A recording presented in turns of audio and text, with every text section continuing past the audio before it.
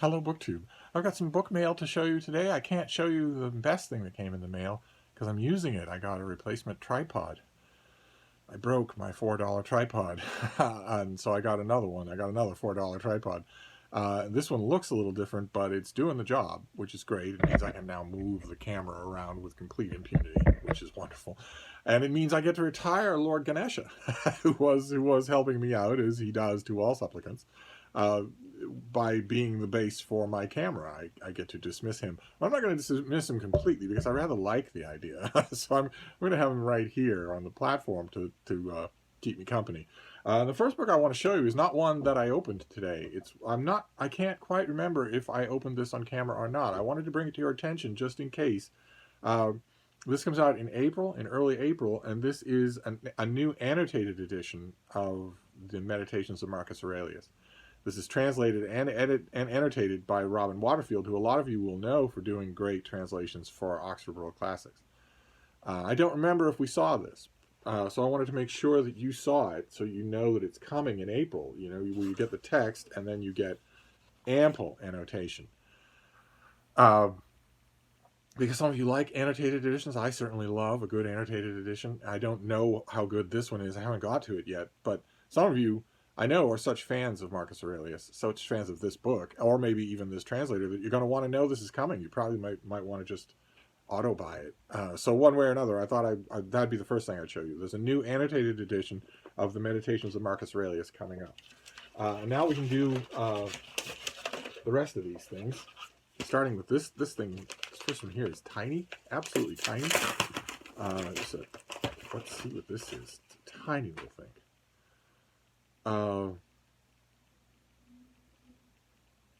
Okay, this is from Godine Press. No pub sheet. What do we got here? This comes out in early June, and it's by Cheney Kwak, Kwak, and it's called The Passenger: How a Travel Writer Learned to Love Cruises and Other Lies from a Sinking Ship. The Passenger. In March 2019, the Viking Sky cruise ship was struck by a bomb cyclone in the North Atlantic. Rocketed by 60-foot swells and 87-mile-per-hour gales, the ship lost power and began to drift straight towards the notoriously dangerous coast of Norway. This is a suspenseful, harrowing, funny, touching story by one passenger who contemplated death aboard that ship. The author is a travel writer used to all sorts of mishaps on the road, but this is a first even for him. Trapped on the battered cruise ship, he stuffs his passport into his underwear just in case his body has to be identified. As the massive cruise ship sways in surging waves, he holds on and watches news of the impending disaster unfold on Twitter, where the cruise ship's nearly 1,400 passengers are showered with thoughts and prayers. The author uses his 27 hours aboard the teetering ship to examine his family history, maritime tragedies, and the failing relationship back on shore with a man he's loved for nearly 2 decades. The Viking Sky, he realizes, may not be the only sinking ship he needs to escape. Oh, doesn't that sound fascinating? It sounded gimmicky at the very beginning, but doesn't that sound fascinating? So the part of the Norway coast is the Hustadvika coast. I guess that's notoriously dangerous. I don't quite remember it myself. Boy, though, this sounds fantastic. Okay, early June the 8th, a tiny little thing. That sounds great. Let's see here. Makes you wonder what the future of travel writing is going to be in post-2020 publishing world. Once upon a time, it was a whole subgenre. How does that work now? I guess in 2021 we can get the books that were still able to be written in 2020, but after that, it'll be a minor sideshow to the 8 million COVID-19 books that are barreling our way as we speak. Let's see what this next one is. Okay, this is a finished copy of something I think we've seen already. This is a finished copy, comes out in a few days, Tuesday. This is W3, a memoir by Betty Howland. Chicago, 1968. Betty Howland was 31, a single mother of 2 young sons, struggling to support her family on the part-time salary of a librarian, and laboring at her typewriter to be a writer. One afternoon, while staying at her friend Saul Bellow's apartment, she swallowed a bottle of pills. And this book is both a portrait of the community ward at W3, the psychiatric wing of the hospital where she was admitted, and a record of the defining moment of her life as a writer. The book itself would be her salvation. She wrote herself out of the grave. So this is actually, the advanced copy of this is actually on my work table in the other room. I call it my work table. It's actually my footlocker from when I was traveling all over the place, never on a cruise ship. But my footlocker has, in the new arrangement here, my footlocker has become my work table, and I couldn't be happier about that. It feels like having an old friend beside me at all times. And the advanced copy of this is on that footlocker for immediate attention. So I will swap it out for this and get that going right away. Great. And then we have, these are all distressingly thin. Steve likes his fat books. I guess I can't complain because I just got a 1,000-page book on the Enlightenment. So let's see. This is another one that's going to take 15 minutes to read. That's all right, though. Small books have their place. If I can get it out of the asbestos envelope, that'd be great. Okay, this is tiny. This is 128 pages, due in July. So that's the latest date that I have so far. This is Short Dog by Dan Fante. Cab driver stories from the LA streets. Tiny little thing.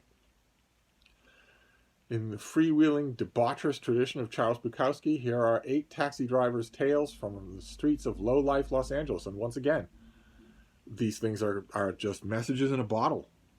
We have a book about taking a cruise ship. No one in their right mind would do that after 2020. And here we have a book about taxi cabs. No one in their right mind would take a taxi cab after 2020. So that's kind of weird. It's like getting a book in the mail about a candle maker. In this book, the city's sunny facade belies a bizarre and dark underbelly. Short Dog's outsider stories from the streets are raw, vivid, and brutally honest. The author lived the stories he wrote, and his voice has the immediacy of a stranger on the next bar stool. No one goes to bars, or can go to bars, of a friend who lives on the edge. And the author, okay, I was not worried. Okay, I was a little bit worried, but I was also curious. He is the son of John Fante, who wrote a whole shelf of crappy Bukowski-style novels. So I'm curious to know what this will be like. Although, I have to say, I mean, the book will have a lot to tell me, of course. And what we just read is just the cover copy. It's not the author's copy. But I have to say, that dichotomy, that, that, hey, did you know there's a seamy underside to the bright, shiny, glittering surface of Los Angeles? I mean, honestly, does anyone suspect that that isn't true? How much fiction and how many movies have we had that drew very heavily on that dichotomy, which wasn't all that interesting to start with, considering that it's the name of the city is the City of Angels. That's not surprising anymore. It's not an interesting or original take, but it doesn't have to be for this to be good. So it's not going to take any time at all. I'm not going to heavily prioritize it because it's July. I've got lots of other things on my mind. And then we've got this last one for a brief video today. And this one has wings like that. So there are 2 books in here. But is it going to come quietly? I just realized, just sitting here, I realized that I am not anywhere near a pair of scissors. Ordinarily, I don't like to be very far away from a pair of scissors because they're very helpful. We'll just have to use brute force, that's all. So what have we got here that is this is twofer? Okay. All right. Yeah, we have 2 paperbacks. Oh, there's a note from the publicist. What have we got here? Okay. Okay, one of the ones, these are 2 advanced copies. One of them we've seen before. The only difference being that between now and then when we saw it the first time and now I have actually read it. I don't think we've talked about it other than that. But I'm happy to have a chance to talk about it now with you. This is a thriller by Andrew Mayne called Black Coral. Let me read you a bit about it. If the pub sheet tells me about it. Yeah, it's the sequel to a book called The Girl Beneath the Sea, which I originally wasn't going to read because I am so sick of the girl titles that I, I have never seen the mainstream American publishing industry jump on a bandwagon so thoroughly as that. Over 1,000 books is just disgraceful. So much so that it was kind of a salted earth type thing. But then I realized, no, you can't do that. The books might still be good. Uh, so I eventually read The Girl Beneath the Sea, and this is a sequel, uh, which returns to show readers that no environment above or below water is too hostile for Sloane McPherson and her underwater investigation unit. I think we might have seen this. Sloane McPherson and the underwater investigation unit have discovered a van at the bottom of a murky Florida pond. Sealed inside the watery tomb are the bodies of 4 teenagers who disappeared 30 years ago after leaving a rock concert. To authorities, it looks like a tragic accident. To Sloane, it looks like murder. Every piece of evidence is starting to connect to a string of cold case vanishings throughout Florida. Clue by clue, Sloane navigates the warm, dark waters where natural predators feed, knowing that the most dangerous one is still above the surface, nesting and dormant. When a fresh young kill is found in the Everglades, Sloane fears that her investigation has reawakened a monster. How can she catch someone who's a genius at hiding in plain sight? By acting as prey. The dangerous gambit is working only too well. She's been lured into a deception of a madman's own design. Has she set a trap for a serial killer, or has he set one for her? And I know that some of that is a little bit wincingly formulaic, some of that patter there, but this is fantastic. Just fantastic. I read it and absolutely loved it. It is a thriller with a brain, which those of you who love thrillers as much as I do, you'll have to admit, that's kind of rare. That is kind of, we might love the subgenre, but for them to have a brain, to actually respect your intelligence, and also, I might add here, literary talent, is kind of rare. I read this and was blown away. I just loved it. So much so that I went back and read The Girl Beneath the Sea, the first book that introduces Sloane McPherson, and loved it too. This, do we have a date on this? This comes out in late February, and I wholeheartedly recommend it. It's going to be a paperback release, an original paperback release. So, is this going to tell me? This is going to be original paperback release in February 16th. Are you going to tell me, or are you going to keep me in teasing suspense? Oh wait, this is going to be the finished copy. No, this isn't the finished copy, but it's going to be a $16 paperback when it comes out in late February, and a $5 Kindle ebook. So ordinarily at a time like this, when there's a brand new book that I want to recommend to you, and those of you who love thrillers, you want to read this series. You absolutely do. Ordinarily, I would say, get onto your library, tell them, it's that horrible Steve person. he's insisted that you order another book, that sort of thing. Librarians around the country must hate me. One in particular, but only because of what I've cost his family in potato pancakes. But ordinarily, that was what I would say in a case like this. But in this particular case, you could buy this, right? $16 is not going to break the bank. $4 for a Kindle ebook, or $5 is not going to break the bank. So, if you're interested in thrillers, make a mental note, and when this comes out, get it, because you're going to like it. And I might also point out here, I know that it sometimes is a concern. You could read Black Coral without reading The Girl Beneath the Sea. I didn't read the first one first. I went back and enjoyed them both separately, which is another rarity in the thriller world. So this was a wholehearted recommend. That's great. So what is the other book? Okay, the other book is another thriller. Okay. What have we got here? Good Lord. What is this? An Enneagram for your entire history? I don't need any of that. Okay, this is Water Memory by Daniel Pine. Author and screenwriter Daniel Pine brings his prowess with expressive language, ability to create complex characters in high action, and keen sense of storytelling that lights up both page and screen to his latest thriller, which is coming out on the 1st of February. The novel's central character is Aubrey Centro, an enigmatic woman who can't escape who she is. She feels torn apart by her passion for her top-secret occupation as a Black Ops agent and her love for her grown children, who are struggling with the recent death of their father and looking to reconnect with the mother who's mostly absent while they were growing up. That's her profession, I wouldn't doubt it. Complicating matters is that Aubrey's memory is becoming more and more unreliable and scattered as a result of a long-ago brain injury. It's affecting her job and her relationships. In search of work-mandated rest and relaxation, Aubrey embarks on an unusual cruise. I bet you can see it coming, right? That's a cargo container. That's not a cruise ship. Aboard a freighter with just a few other passengers. I've been there many, many, many times. That was actually my preferred method of travel, was to just hire on or take a berth on a freighter. I had many, many encounters with captains in station where I would say, I'm looking to go, to your destination, and I've got these dogs, and I don't want to deal with any trouble. I don't want to be a fuss. I don't want to take a cruise ship or a passenger ship or anything like that. I'm wondering if you have a berth. I had plenty of captains tell me in their own language, in their own way, that they don't take passengers. And I'd say, I bet you have a room. I'm perfectly happy to make myself useful. And by make myself useful, I meant, if it was a wind-driven vessel, I certainly meant that I can pull a sheet as well as anybody else. I can haul a line as well as the next person. I know my way around. I can help there. And with vessels like this, when I said I'd be perfectly happy to carry my own weight, usually what I meant, and what I was sure the captain knew I meant, was money.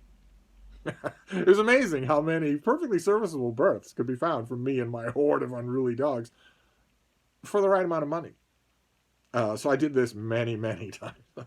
You don't get any frills, but it perfectly well gets you from A to B. While far out at sea, the ship is boarded by heavily armed pirates determined to seize the valuable cargo and hold the passengers for ransom. Not a good idea if you've got a special ops person as one of your passengers. That's the last thing in the world you're going to expect.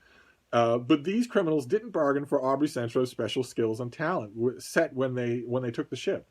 And so a one-woman guerrilla warfare ensues, and the stakes getting very personal. Daniel Pine explains the impetus for the book. Okay, here's a long quote from the author. Keep in mind, we don't give two hoots, but we'll let him have his say. Many years ago, the cinematographer Tak Fujimoto, during a long location scout, told me about a cargo freighter he'd just traveled on between films. The strange setting, the vivid imagery, and the undisturbed quiet of the trip he described stuck with me. And years later, a troubled character who has been rattling around in my thoughts unmoored made the decision to book passage on a tramp line, hoping to clear her head and an adventure unspooled. Okay, great. Now sit down and shut up. All right. Okay, fine. Great. Why do I know? I could swear I know this author's name, and not from a thriller. What has he written? 4 previously published novels, 50 Mice, 20 Pine Palms, A Hole in the Ground, Owned by a Liar, and Catalina Eddy. I don't think I know any of those. His writing credits for films include Backstabbing for Beginners, the remake of Manchurian Candidate, Pacific Heights, Any Given Sunday, and Fracture. Pine's television work spans from the seminal hipster cop show Miami Vice to Amazon's hit series Bosch. Okay, I mustn't know him. I mustn't know him. I'm thinking I know the name, but I probably don't. I probably have it mixed up with somebody else. He splits his time between Los Angeles, California, Santa Fe, New Mexico, with his wife, their rescue dog, and a surly turtle.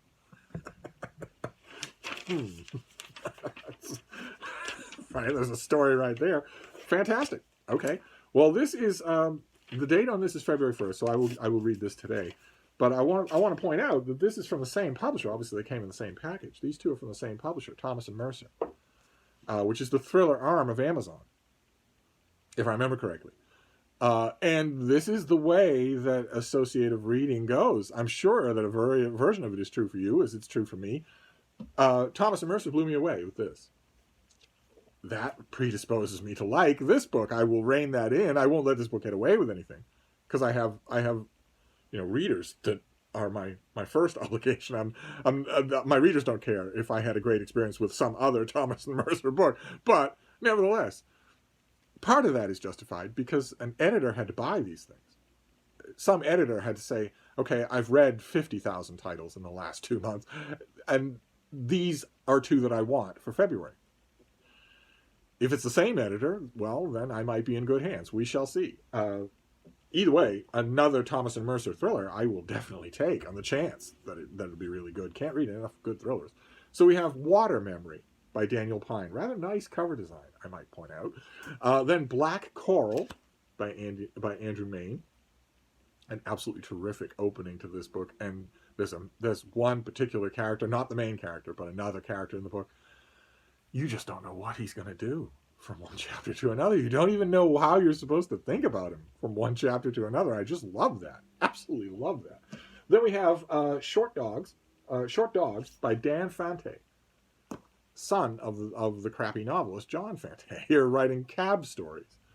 And from the same publisher at the same time, we also have, or no, maybe not the same publisher? Black Sparrow Press, Godine, they look like they're from the same publisher. We also have a tiny book called The Passenger, about a travel writer who's trapped on board a beleaguered ship. Then we have W3, the finished copy of Betty Howland's memoir about being locked up for a drug overdose, and an annotated edition of Robin Waterfield's new translation of Marcus Aurelius's Meditations. So not a big fat book in the lot. This whole stack that I'm showing you right now, I could read in one afternoon without much trouble. But it doesn't matter because what you doing? Oh, you want to come in on camera? Come here, Faith.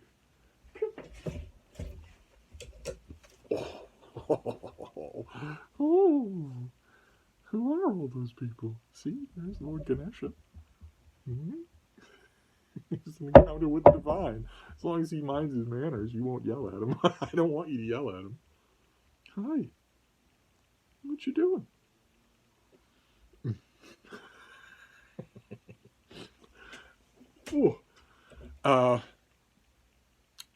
What was I saying? Bean has totally derailed my thoughts. That's one of the things she's really good at. Well, I'll get to all of these things, but a lot of these things have late dates. So half this pile I will leave to wait for a bit. But the two thrillers are coming right up. So I will reread Black Coral, and I will read the other one. What was it called? Water Memory. Right away. So that's your mail haul for today. I'm gonna wrap this up, but I will be back. Thank you, BookTube.